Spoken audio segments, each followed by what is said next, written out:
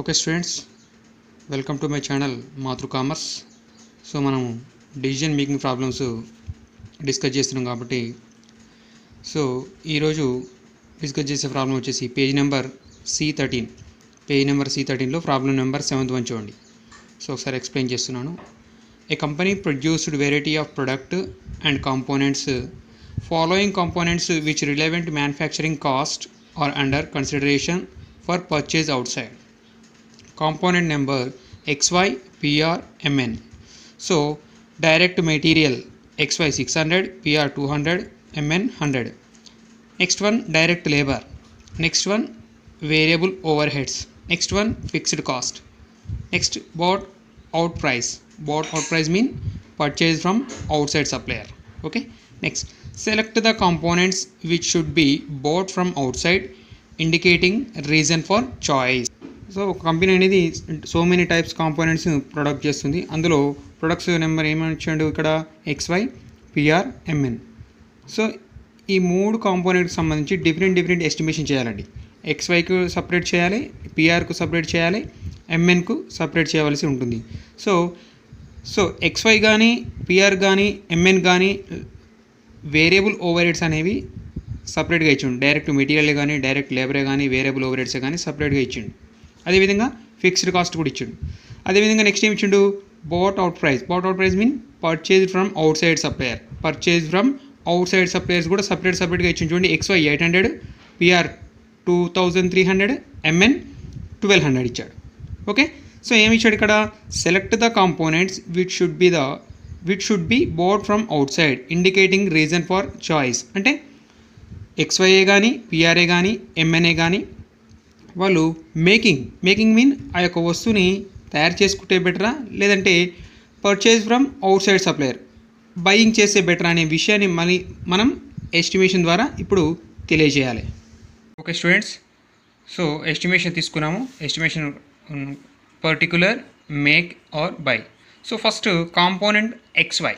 So first component XY separate చేద్దాం. So component XYది first ఏమి ఇచ్చాడు మనకు, డైరెక్ట్ మెటీరియల్ ఇచ్చాడు, డైరెక్ట్ లేబర్ ఇచ్చాడు, వేరియబుల్ ఓవర్ హెడ్స్ ఇచ్చాడు, ఫిక్స్డ్ కాస్ట్ ఇచ్చాడు, purchase from outside suppliers ఇచ్చాడు. ఫస్ట్ కాంపోనెంట్ XY కదా, XY డైరెక్ట్ మెటీరియల్ ఎంత ఉంది మనకి ఇక్కడ, డైరెక్ట్ మెటీరియల్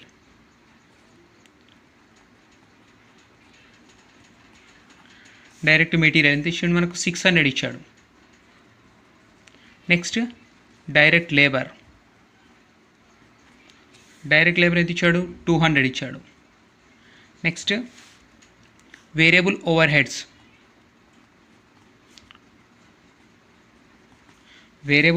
ఎంత ఇచ్చాడు, 100 ఇచ్చాడు.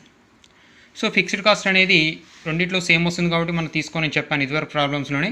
సో బిఫోర్ ప్రాబ్లంలోనే ఎక్స్ప్లెయిన్ చేశాను కాబట్టి సో చూడండి, ఫిక్స్డ్ కాస్ట్ అనేది తీసుకోవడం జరగదు. సో బయింగ్లో డాష్ తీసుకోండి. సో టోటల్ ఎంత వస్తుంది చూడండి ఒకసారి, 6 + 2 + 1 900. So making charges 900. So next problem ఏమి ఇచ్చాడు, purchase from outside suppliers. So out side suppliers నుంచి పర్చేజ్ చేసి ఎంత ఇస్తుంది మనకు, XYలో 800. So purchase from outside suppliers.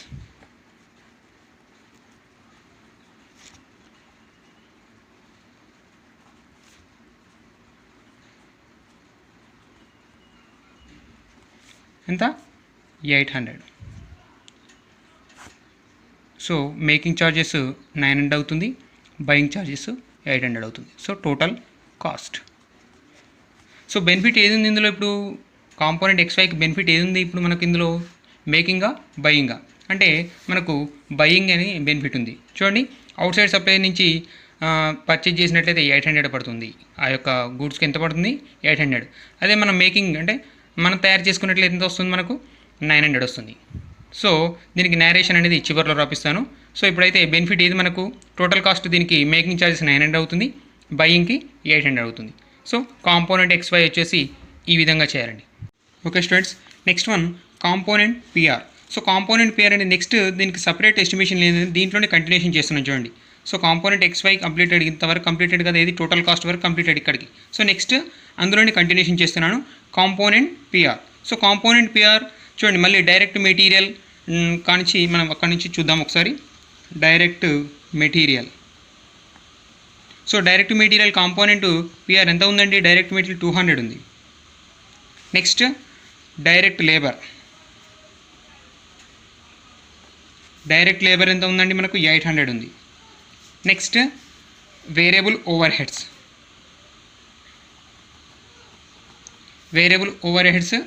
200. So total cost వచ్చేసి ఎంత వస్తుంది చూడండి ఒకసారి. 2 + 8 + 2 1200. ఓకేనా? 1200. So next purchase from outside suppliers.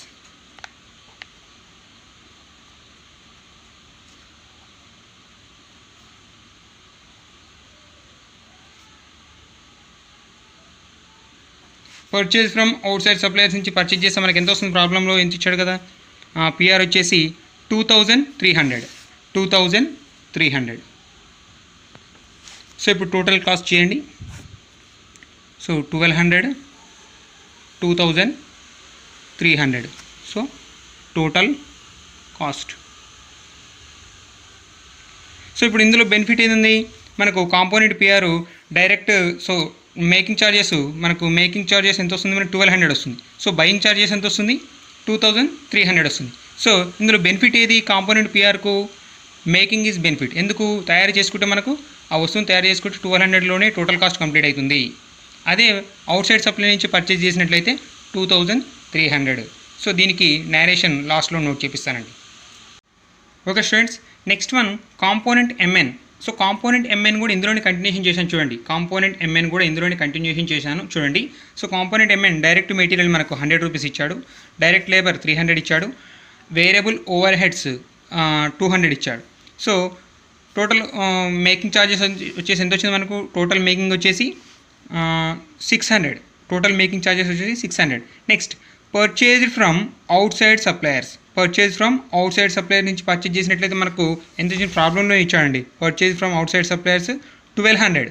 So purchase from outside suppliers 1200 కాబట్టి 1200 తీసుకున్నాం. సో టోటల్ కాస్ట్ చూడండి. Component MN making charges 600, buying charges 1200. So ఇందులో బెనిఫిట్ ఏదండి? ఇందులో కూడా బెనిఫిట్ మేకింగ్ ఏనండి. అంటే వస్తువును తయారు చేసుకుంటే టోటల్ కాస్ట్ వచ్చేసి 600 వస్తుంది. అదేవిధంగా బయింగ్ చేసినట్లయితే అవుట్ సైడ్ సప్లై నుంచి పర్చేజ్ చేసినట్లయితే 1200 కాస్ట్ అనేది రావడం అనేది జరుగుతుంది. సో ఇందులో benefit component MN benefit, making is benefit. Okay students, మనము నరేషన్ కంపల్సరీ రాయాలండి. Component XY and component PR and component MNకు నరేషన్ కంపల్సరీ నోట్ చేయాలి. కాబట్టి first component XY. So first one component XY. So component XYకి చూద్దాము. So component XY purchase price lower than variable expenses. So XY component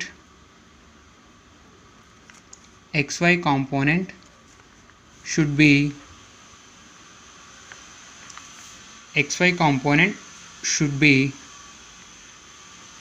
purchased from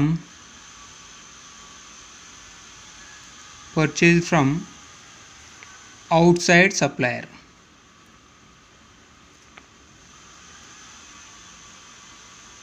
so narration XY చూడండి. XY component ఏమన్నాడు? Purchase price lower than variable expenses. అంటే పర్చేజ్ ప్రైస్ ఏదైతే ఉందో మనకు వేరియబుల్ ఎక్స్పెన్సెస్ కంటే తక్కువ ఉన్నాయి. ఉంది.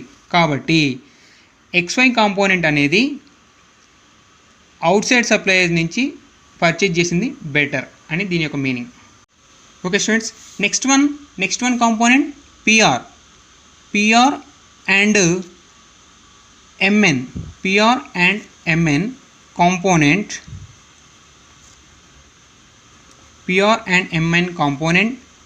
variable expenses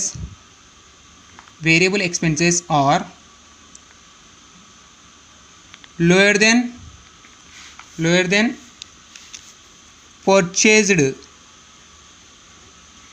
purchased price.